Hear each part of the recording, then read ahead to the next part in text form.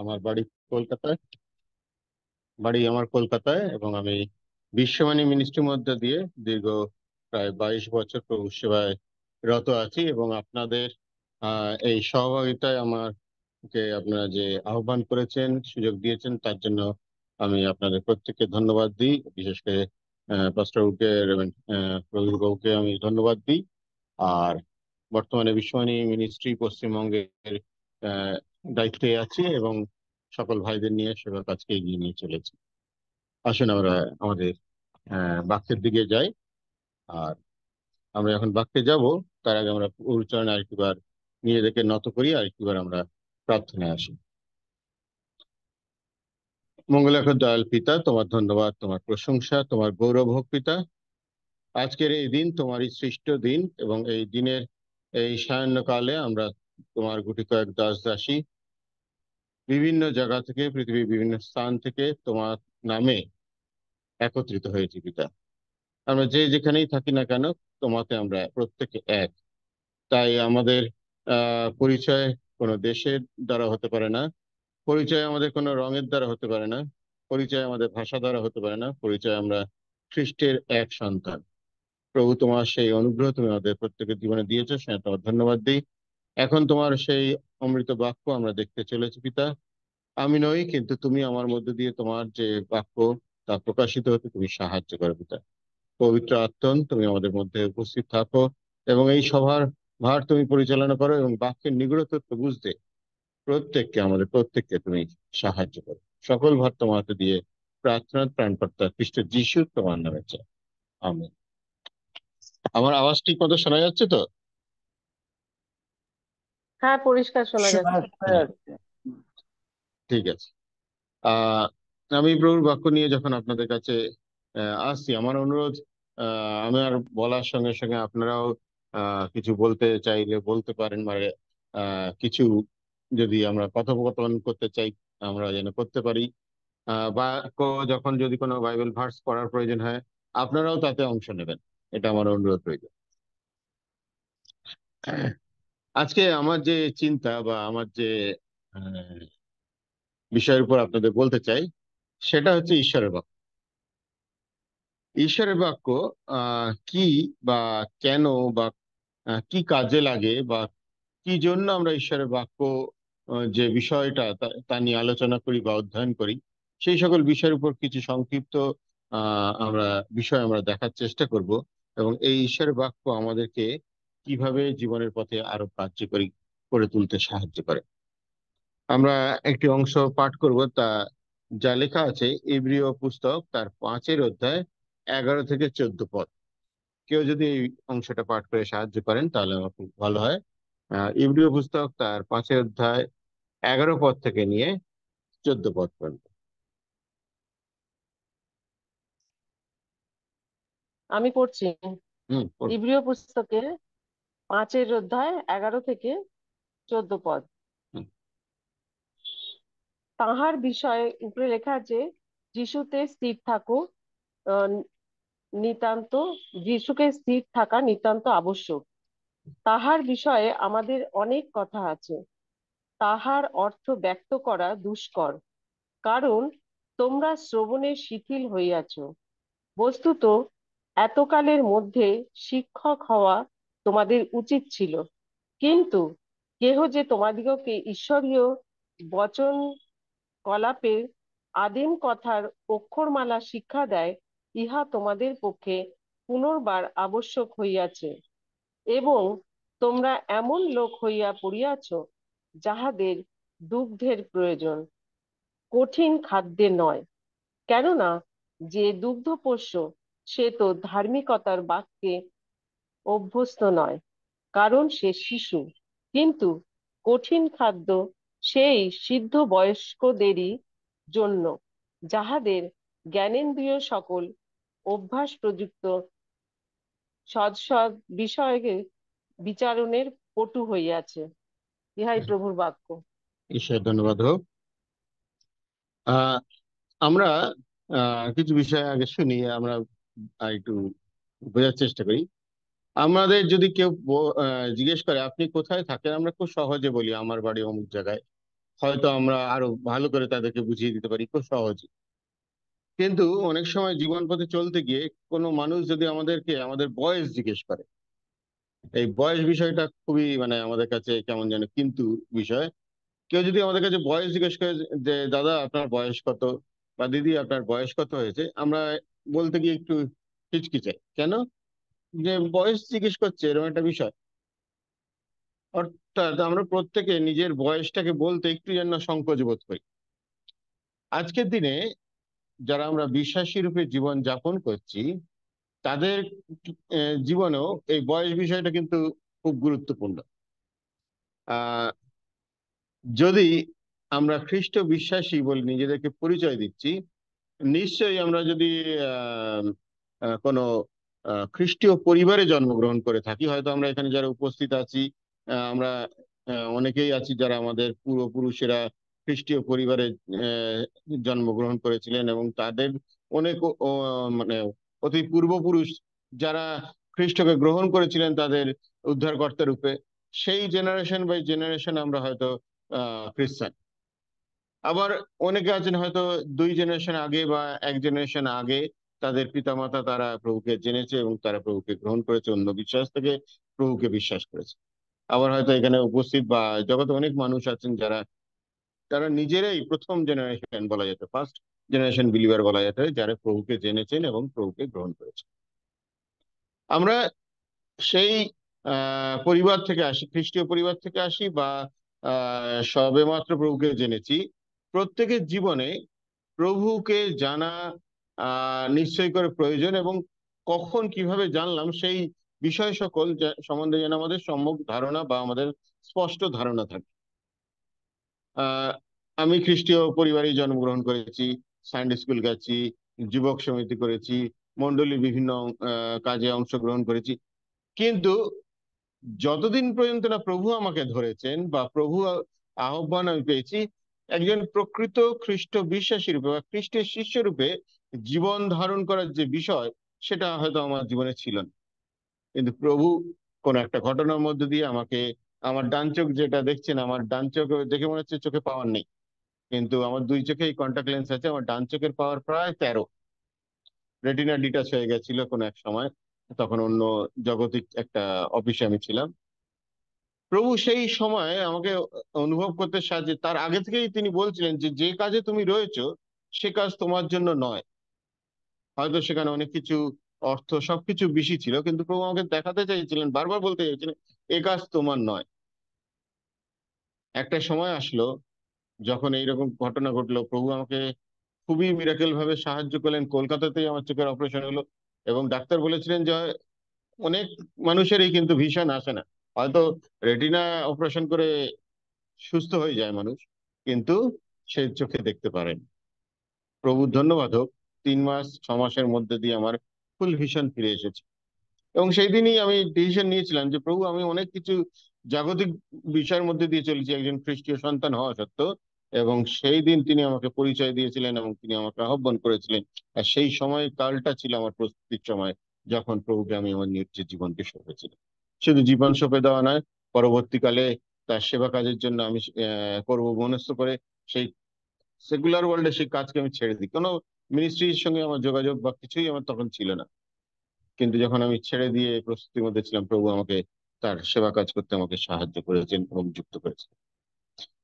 আমাদের জীবনে খ্রিস্ট যে আমার মুক্তিদাতা, তিনি যে আমার পরিত্রাতা, এই বিষয়টা কোনো না কোনো সময় উপলব্ধি করতে বা স্বীকার করতে আমাদের জীবনে সেই সময় আসে। আর সেই সময়কাল থেকে নিয়ে অদ্য অবধি আজ পর্যন্ত আমাদের বয়স কত, আমি যে কথাটা প্রথম বলছিলাম, মানুষ যখন আমাদেরকে প্রশ্ন করে দাদা আপনার বাড়ি কোথায়, আহ আপনি কোন রাজ্যের মানুষ, যখন আমরা ভিন্ন রাজ্যে যাই আমরা খুব সহজে বলে ফেলি। কিন্তু কেউ যদি আমাদের বয়স বলে জিজ্ঞেস করে আমরা একটু সংকোচ বোধ করি। কিন্তু খ্রিস্ট বিশ্বাসী রূপে আমাদের প্রত্যেককে আমাদের নিজেদের খ্রিস্টীয় বয়স সম্বন্ধে সচেতন থাকা প্রয়োজন আছে। যে অংশটা আমরা পাঠ করলাম সেখানে বলা হচ্ছে আমাদের শিক্ষক হয়ে ওঠা প্রয়োজন ছিল। আজকের দিনে আমাদেরকে অন্যকে প্রভুর শিক্ষা দেওয়ার প্রয়োজন ছিল। আজকে আমরা যারা উপস্থিত এখানে আছি তাদের শুধু নয়, সমগ্র বিশ্বাসী মণ্ডলীর কাছে যদি আমরা দেখি, আজকে যদি প্রকৃত রূপে আমরা বিশ্বাসী জীবনে প্রত্যেকে বৃদ্ধি লাভ করতাম, তাহলে কিন্তু আজকে খ্রিস্টীয় সমাজ বা হারিয়ে যাওয়া অনেক আত্মা আরো প্রভুর ঘরে আসতো এবং তারা প্রভুর চরণে এসে প্রভুর সেই পরিত্রাণ লাভ করতো। কিন্তু হয়তো কোথাও একটা দুর্বলতা আমাদের থেকে গেছে, আমরা সেই দুগ্ধপোষ্য শিশুর নিয়ে থাকতেই ভালোবাসি। যদি জগতের দিকে তাকাই, একটা 6 মাস বয়স পর্যন্ত ডাক্তারের প্রেসক্রাইব করেন কোন রকম বাইরের খাবার দেবেন না, শুধু মাতৃদুগ্ধ খাওয়াবেন। তারপরেও বেবি ফুড হয়, সেগুলোর আবার বয়স আছে, বয়স অনুযায়ী বিভিন্ন বেবি ফুডের মানে মাত্রা আছে, সেই অনুযায়ী বয়স অনুযায়ী দেওয়া হয়। তারপরে আমাদের সাধারণ ভাত ডাল বাচ্চারা খেতে শেখে, তারপরে ঝাল ছাড়া তরকারি খায়। একটা সময় তারা পূর্ণবয়স্ক হলে ঝাল দেওয়া তরকারি খায়, কেউ কেউ আবার বেশি ঝাল দিয়ে খেতে শিখে। অর্থাৎ আমাদের বয়স অনুযায়ী আমাদের খাদ্যাভ্যাস প্রতিদিন পরিবর্তন হচ্ছে। আর সেই খাদ্যাভ্যাস যখন আমাদের পরিবর্তন হচ্ছে, আমাদের টেস্ট যখন পরিবর্তন হচ্ছে, তখন আমরা নতুন নতুন খাবার বা নতুন নতুন বিষয় সকলকে আস্বাদন করে দেখছি। কিন্তু বিশ্বাসী জীবনে অনেক সময় আমরা সেই জায়গাটায় যেতে চাই না, আমরা খুব মানে কি বলবো, নিজেদেরকে গুটিয়ে রাখি। আর বাইবেল বলছে এইটি হলো আমাদের কি, জীবন খাদ্য। আর জীবন খাদ্য যখন আমরা খাই না, তাই তার ফলে আমরা তার আস্বাদনকে অনেক সময় আস্বাদন করে দেখতে পারি না। যদি আমরা খুব সহজ সরল ভাবে আমি বলছি, যদি আমাদের সামনে কিছু খাবার রাখা আছে আর সেই খাবারটি আমি ইতিপূর্বে খাইনি, কোনো দেশে গেছি বা কোনো রাজ্যে গেছি বা কোনো জায়গায় গেছি, তাদের অভ্যস্ত খাবার, আমি যদি সেটা না খাই আর সেটার প্রতি আমার যদি না খাবো না বাবা কেমন খেতে হবে যদি বলে থেকে যাই, তাহলে কিন্তু আমি তার আস্বাদন করে দেখতে পারবো না ওটা ভালো লাগলো কি খারাপ লাগলো। এইরকম ভাবে আমরা হয়তো অনেক সুন্দর খাবার থেকেও বঞ্চিত হয়ে যাই। আর ঠিক একই ভাবে জীবন পথে একজন বিশ্বাসী রূপে জীবনের পথে চলতে গিয়ে আমরা অনেক সময় দেখা যায় আমরা কিছু কিছু বিষয় আছে যেগুলো আমরা খাদ্যাভ্যাস, আমাদের জীবনের খাদ্যাভ্যাসে আমরা ব্যবহার করি না বা আমরা নিতে চাই না। ঈশ্বরের বাক্য থেকেই যদি বলি, ঈশ্বরের বাক্য থেকেই যদি বলি, ঈশ্বরের বাক্যের বলা হচ্ছে অনেক গূঢ় বিষয় আছে। সেই গূঢ় বিষয়গুলো আমরা জানতে চেষ্টা করি।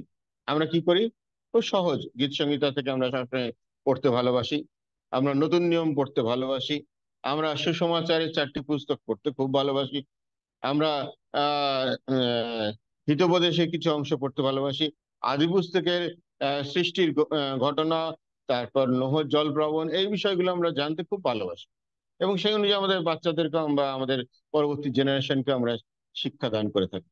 কিন্তু যখন আমরা বাক্য বা বাইবেল ঈশ্বরের বাক্য সম্বন্ধে যদি বলি, ঈশ্বরের বাক্য আমাদেরকে কিন্তু বলেনি তুমি এইটুকু এইটুকু এইটুকু, এক থালা যখন খাবার দেওয়া হয় তখন আমরা এদিক এদিকে এদিক থেকে খাই না, আমরা যেন ঈশ্বরের বাক্য ধারাবাহিকভাবে সুন্দরভাবে তা আমরা খেতে পারি বা আমরা জীবনের পথে গ্রহণ করতে পারি। কারণ কারণ এই বাক্য যদি আমরা খাই আর এই বাক্য যদি নিয়মিত খাই, তা আমাদের জীবনের পথে খুবই কার্যকারী হয়ে থাকবে। আর ঈশ্বরের বাক্য আমাদেরকে শুধুমাত্র আহ এইভাবেই যে আমাদেরকে খেতে সাহায্য করতে বা গ্রহণ করার মধ্য দিয়ে আমরা অনেক কিছু আমাদের জীবনের পথে হয়। আমরা ঈশ্বর বাক্য যখন যত অধ্যয়ন করব বা যত সাধন করব, তত আমাদের জীবনে অনেক কিছু বিষয় দেখা যেতে পারে। ঈশ্বরের বাক্য আমাদেরকে কি করে, উদ্দীপ্ত করে তোলে। আমাদের যে ঝিমিয়ে পড়া জীবনকে, আমাদের যে জীবনে আমরা অনেক সময় হতাশ নিরাশ থাকি, সেই সকল বিষয় সকল থেকে ঈশ্বরের বাক্য আমাদেরকে কি করে, উদ্দীপ্ত করে।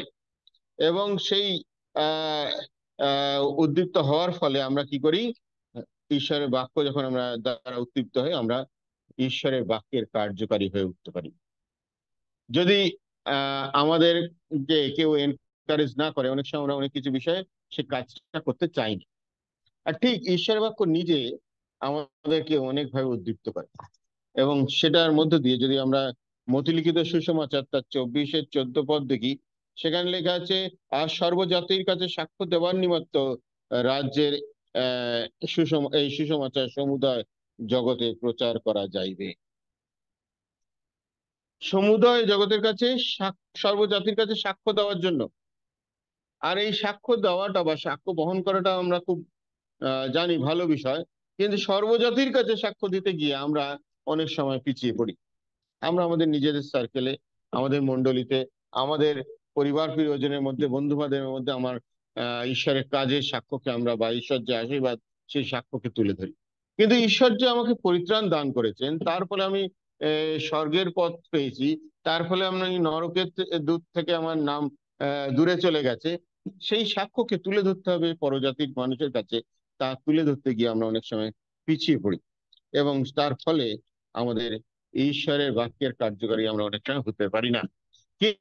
কিন্তু ঈশ্বরের বাক্য যদি নিয়মিত আমরা অধ্যয়ন করি বা পাঠ করি, তাহলে আমরা কি উদ্দীপ্ত শুধু হই না, ঈশ্বরের বাক্যের কার্যকারী হইতে। খ্রিস্টকে প্রিয়জনেরা, ইতিপূর্বে হয়তো আমাদের কোনোদিন পরিচয় হয়, আমাদের কোনো সময় দেখা হয়নি, কিন্তু খ্রিস্টতে আমরা এক। খ্রিস্টতে আমরা যে যেখানেই থাকি, বাংলাদেশে থাকি, ভারতবর্ষে থাকি, বা পৃথিবীর যে কোনো দেশে যদি আমরা থাকি, খ্রিস্টতে আমরা এক। আমাদের উদ্দেশ্য, আমাদের বেঁচে থাকা, সবটাই কিন্তু একটি উদ্দেশ্যের জন্য, সেটা যেন ঈশ্বরের বাক্য বহু মানুষের কাছে প্রকাশিত বা প্রচারিত হয়। ঈশ্বরের বাক্য বলতে গিয়ে আমি একটা কথা বলি। আমরা প্রত্যেকে বলি সুসমাচার প্রচারক বলে, এই কথাটা আমরা জেনে থাকি। সুসমাচার প্রচারক কারা? যারা সুসমাচার প্রচার করেন, আমাদের পাস্টর বাবুরা, আমাদের পুরোহিতরা, আমাদের প্রচারক ভাই বোনেরা, তারা হচ্ছেন সুসমাচার প্রচারক। বাকি আমরা যারা খ্রিস্টকে বিশ্বাস করেছি, তারা কি আমরা সুসমাচার প্রচারক নই? খুব জানা অংশ মতিলিখিত সুসমাচার, তার শেষের অধ্যায় 19-20 পদ থেকে যদি আমরা দেখি, সেখানে কিন্তু সুসমাচার প্রচারের কাজটা শুধুমাত্র কিছু বেঁধে ধরা মানুষের জন্য নয়, সমগ্র বিশ্বাসী মণ্ডলীর জন্য। এবং সেখানে বলা হচ্ছে শিষ্যদের জন্য। খ্রিস্টদের প্রিয়জনেরা, আমরা বিশ্বাস করেছি তাই বিশ্বাসী হয়েছি। বাইবেলে সরাসরি বলা হয় না তোমরা বিশ্বাসী তৈরি করো। বিশ্বাসীদের জীবনযাত্রা, বিশ্বাসীদের বিভিন্ন আজ্ঞা, বিশ্বাসীদের চলার পথের বিভিন্ন বিষয় বলা আছে। কিন্তু বাইবেল যদি বলে, বা স্বয়ং যীশুখ্রিস্ট বলেছেন শিষ্য তৈরি করার কথা, সেখানে বলা হচ্ছে আমি যেরূপ শিক্ষা দিয়েছি তোমরা সেরূপ শিক্ষা দাও। আজকে যে বাক্যটি আমরা প্রথমে পড়েছি, আমাদের শিক্ষক হওয়া উচিত, আমাদের দুগ্ধপোষ্য শিশু থাকা উচিত না।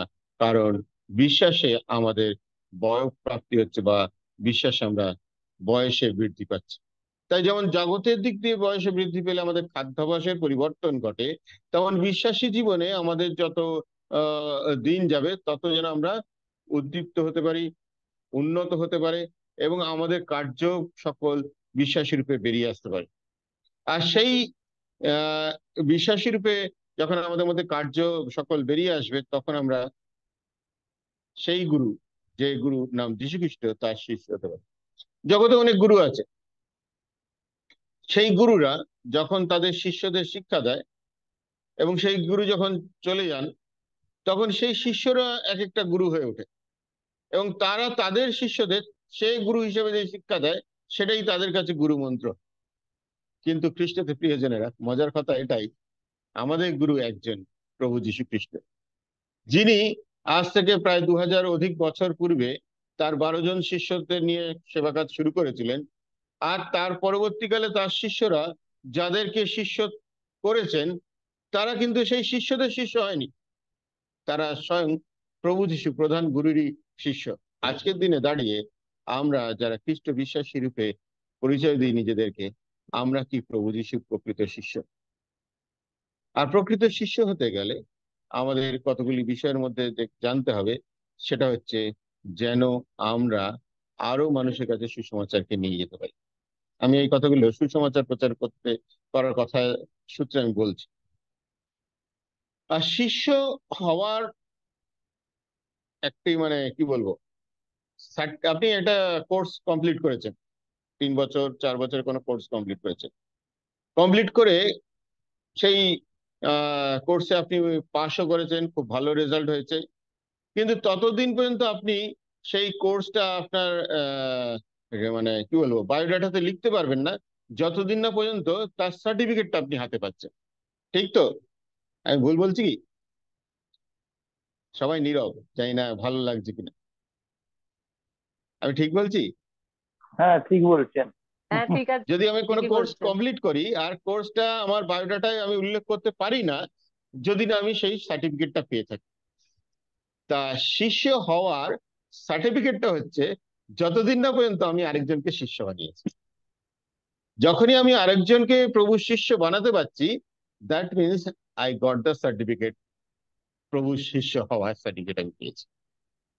বিষয়টা খুবই কঠিন।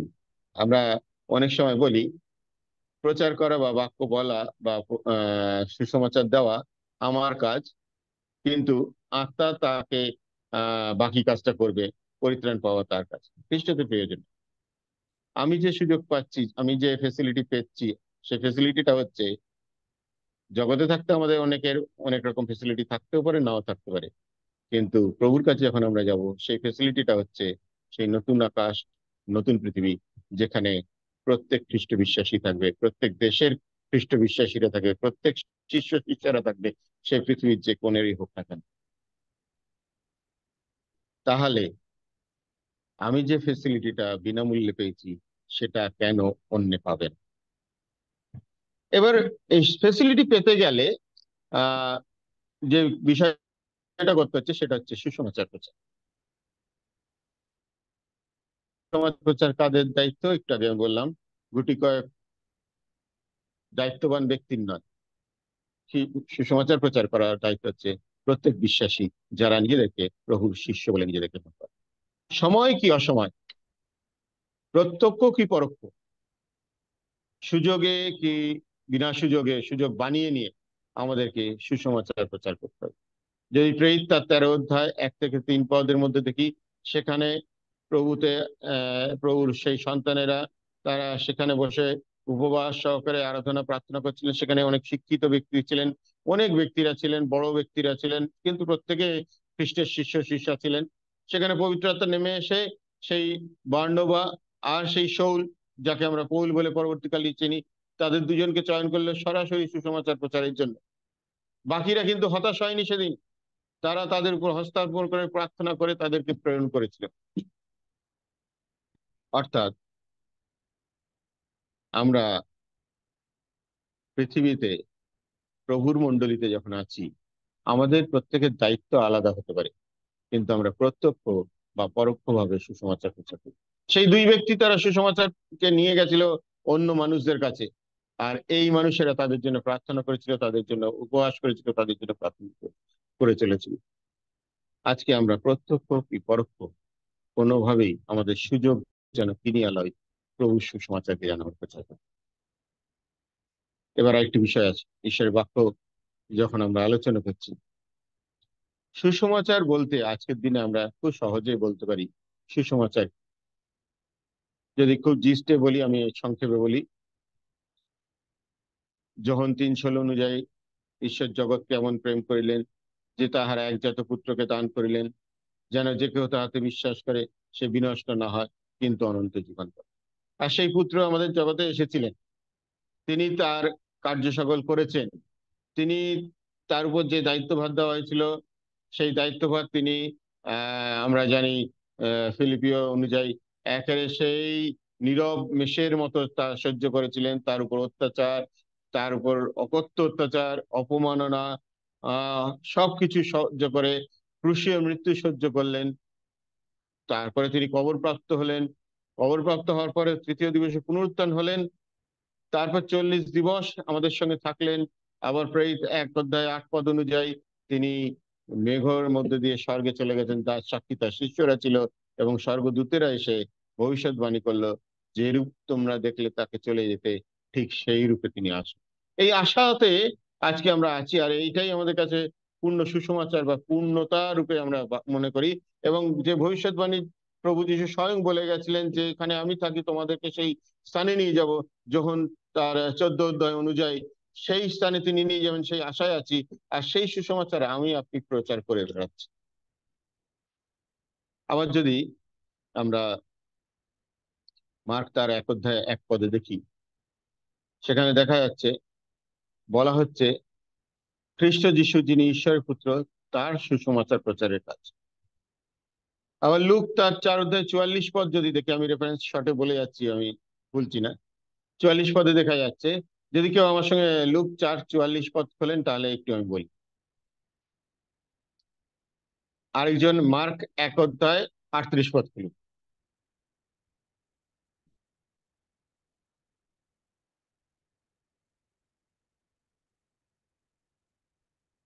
কেউ একজন মার্ক 4:44 পাঠ করুন। এই সরি, লুক 4:44। লুক লিখিত সুসমাচারের 4:44। পরে তিনি জিহুদিয়ার নানা সমাজ গিয়ে প্রচার করিতে লাগিলেন। হ্যাঁ, 43 থেকে পড়ুন, সরি। কিন্তু তিনি তাহাদিগকে কহিলেন, অন্য অন্য নগরেও আমাকে ঈশ্বরের রাজ্যের সুসমাচার প্রচার করিতে হইবে, কেননা ওকে, সেই জন্যই আমি প্রেরিত হইয়াছি। ইয়েস, পরে তিনি জিহুদিয়ার নানা সমাজ গিয়ে প্রচার করিতে লাগিলেন। ওকে, থ্যাংক ইউ। আরেকজন পাঠ করুন, আমাদের মার্ক লিখিত সুসমাচার 1ম অধ্যায় তার 38 পদ। আমি পড়ছি, মার্ক লিখিত সুসমাচারের 1 অধ্যায় 38 পদ। তিনি তাহাদিগকে কহিলেন, চলো আমরা অন্য অন্য স্থানে নিকটবর্তী সকল গ্রামে যাই, আমি সে সকল স্থানেও প্রচার করিব, কেননা সেই জন্যই বাহির হইয়াছি। ওকে, ধন্যবাদ। ধন্যবাদ, তার বাক্যে আমরা আশীর্বাদ পাই। এখানে দেখা যাচ্ছে দুটি ঘটনায় একই ঘটনা দুজন লিখেছে।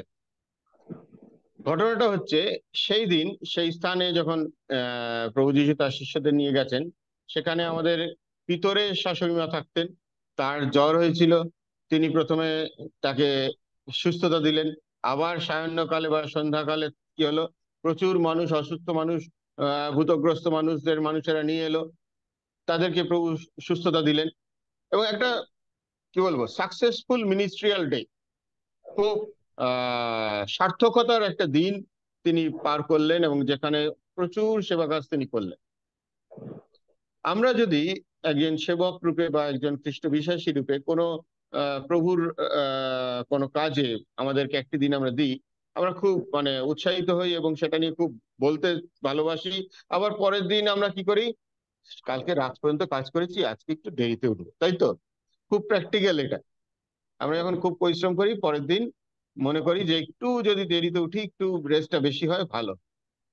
কিন্তু এই মার্ক 38 পদে, 1 অধ্যায় 38 পদে একটু আগে থেকে যদি আমরা দেখি, সেখানে বলা হচ্ছে তিনি অতি প্রত্যুষে রাত্রি পোহাইবার পূর্বে নিজে একান্তে চলে গেলেন তার পিতার সঙ্গে কথা বলতে। আর কি কথা বললেন সেটা তারপরে তিনি তার শিষ্যদের উদ্দেশ্যে, যখন শিষ্যরা তাকে খুঁজে না পেয়ে এসেছে, প্রভু আপনি কোথায় গেলেন, অনেক লোক এসেছে, আরো আপনি আশ্চর্য কাজ করুন, কালকে এত সুন্দর করলেন, তাদের বক্তব্য এরকম। কারণ তারা মনে করছে এই জায়গাতে মানুষ আমাদেরকে গ্রহণ করেছে, এই জায়গাতে আমি এখন স্থির হয়ে অনেক দিন ধরে অনেক ভাবে সিকিউরিটি আছে, এখানে কোনো লোক আমাদের বিরুদ্ধে যাবে না, আমরা বেশ ভালো এখানে কাজ করছি, লোকে আমাদেরকে ভালোবাসছে, এখানে থেকে আমরা মিনিস্ট্রি করবো। হ্যালো। কিন্তু দেখা গেল কি, প্রভু উল্টো কথা বলছেন। প্রভু বলছেন না, আমাকে অন্যান্য গ্রামেও যেতে হবে, অন্য অন্য শহরে, অন্য অন্য নগরেও যেতে হবে, আর এর জন্যই আমি বেরিয়েছি। অর্থাৎ সুসমাচার প্রচার কোনো সময় এক জায়গায় স্থির থাকতে পারে না। সুসমাচার প্রচার প্রভু যিশু যেমন নিজে দেখিয়েছেন তা এগিয়ে চলে, আমাদেরকেও তা এগিয়ে নিয়ে যেতে। ঠিক একইভাবে লেখা আছে, আমরা যে অংশটা পড়লাম, লুক লিখিত সুসমাচার 4 অধ্যায় 43 এবং 44 পদ। সেখানে তিনি একটা ইম্পর্টেন্ট কথা বলছেন। আমরা যদি আরেকটু ভালো করে প্রত্যেকে বাইবেলের দিকে দেখি, ঈশ্বরের রাজ্যের সুসমাচার। প্রভু যিশু এই জগতে ছিলেন, তিনি মারা গেছেন, তিনি পুনরুত্থিত হয়েছেন, তিনি স্বর্গে আছেন। তিনি বলেছেন আমি পুনর্বার নিয়ে যাব, কিন্তু তার জীবদ্দশায় তিনি ভবিষ্যৎবাণী অনেকবার করেছিলেন। আমরা এই কথাটা পুরো জানি। তিনি তার কথা এবং কার্যে নিজের বলিদানের দ্বারা সব কথা তিনি পূর্ণ করে গেছিলেন। সুসমাচারকে শুধু কথায় প্রচার করেননি, তিনি কার্যে বা নিজের দেহের দ্বারা তা প্রচার করে গেছিলেন। আবার এখানে প্রভু যীশু কি বলছেন এই কথাটার উপর আমি বেশি জোর দিতে চাইছি। ঈশ্বরের রাজ্যের সুসমাচার প্রচার।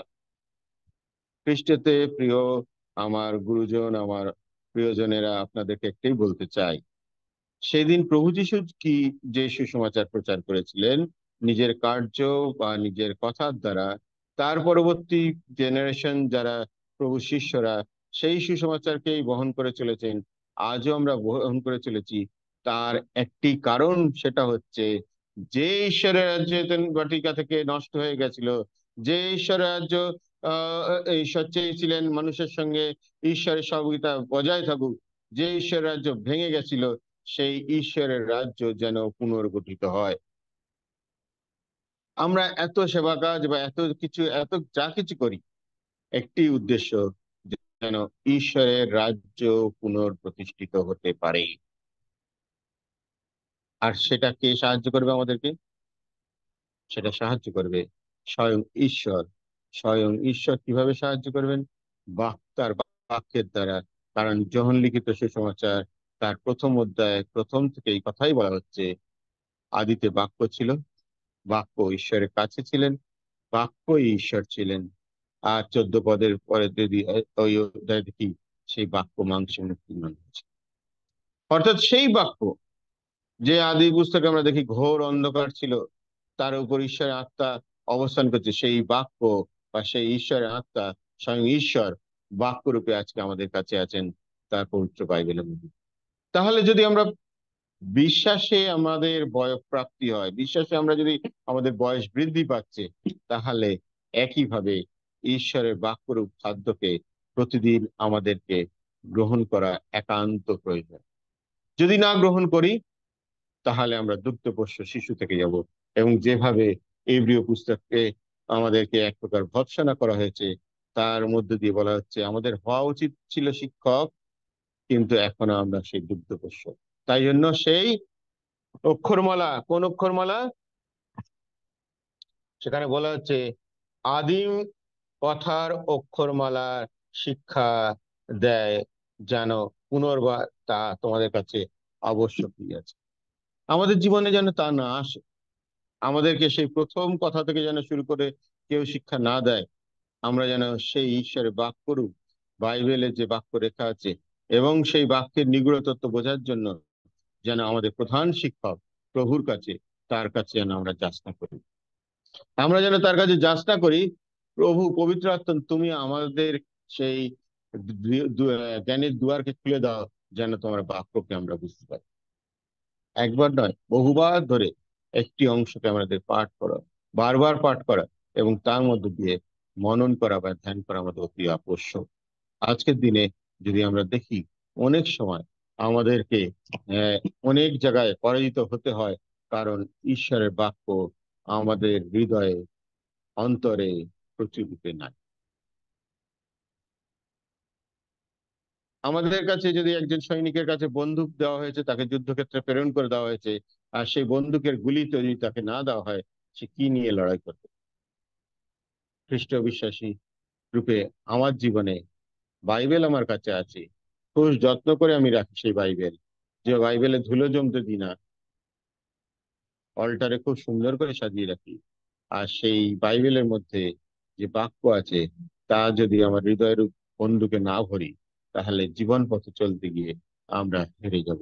শত্রুপক্ষ দিয়াবল আমাদেরকে তার গুলি দ্বারা গুলিবিদ্ধ করবে, আর আমরা আমাদের ঈশ্বরের বাক্য আমাদের কাছে থাকা সত্ত্বেও আমরা আমাদেরকে রক্ষা করতে পারবো না। শুধুমাত্র আমাদের রক্ষা করাটাই আমাদের কাজ নয়। বিশ্বাসী রূপে আমাদের কাজ হচ্ছে একজন শিষ্য হয়ে ওঠা, যার মূল মন্ত্র বা মূল সার্টিফিকেট হলো, যদি আমি আরেকজনকে শিষ্য না করতে পারি, তাহলে আমি কিন্তু শিষ্য হতে পারলাম না। আমাদের জীবনে প্রত্যক্ষ বা পরোক্ষ যেরকমই সুযোগ আসুক না কেন, সময় কি অসময়, যেন আমরা সুসমাচারকে বহন করি। আর সুসমাচার প্রচারের মধ্যে দিয়ে আমরা একটি কাজ করছি, সেটা হলো ঈশ্বরের রাজ্যে যেন সত্তর আমাদের কাছে আসতে পারে, খ্রিস্টের দ্বিতীয় আগমন যেন আমাদের কাছে সত্তর হতে পারে। আর তার জন্য যদি আজকের দিনে দাঁড়িয়ে সেই পৃথিবীতে বুকে এত হাজার হাজার খ্রিস্ট বিশ্বাসী আছে, লক্ষ লক্ষ খ্রিস্ট বিশ্বাসী আছে, প্রত্যেকে যদি আজকে সেই শিক্ষক হওয়ার যোগ্যতায় আমরা থাকতাম, তাহলে আজকে আর হয়তো খ্রিস্টের দ্বিতীয় আগমন হয়ে যেত। কারণ আমরা প্রত্যেকে বিশ্বাসী জীবন পালন করতে ভালোবাসি, কিন্তু শিষ্য হয়ে উঠতে অনেকেই ভালোবাসি না। আমি আজকের দিনে আপনাদের প্রত্যেকের উদ্দেশ্যে, এবং আমিও সেইখানে একই, যদি আমরা নিজেদেরকে শিষ্য করে তুলতে না পারি, আমরা যদি ঈশ্বরের বাক্যকে বহন করার মতো নিজেদেরকে আহ উৎসাহিত করতে না পারি, এবং সেটা উৎসাহিত কোনো অন্য ব্যক্তির দ্বারা নয়, স্বয়ং ঈশ্বর দ্বারা, স্বয়ং ঈশ্বরের বাক্য অধ্যয়নের মধ্যে দিয়ে, মনোনয়নের মধ্যে দিয়ে যদি আমরা নিজেদেরকে না গঠন করতে পারি, শুধুমাত্র কয়েকটি বাছাই করা পদ, যেটা ছোটবেলায় আমাদের সানডে স্কুলে গীত সংহিতা 23-এর গীত শুধু মুখস্থ করেছি, সেরকম ভাবে নয়। শুধু ছোটবেলায় আমরা যখন লিখিত সুসমাচার 3-এর 16 পদ মুখস্থ করেছি, সেইভাবে নয়।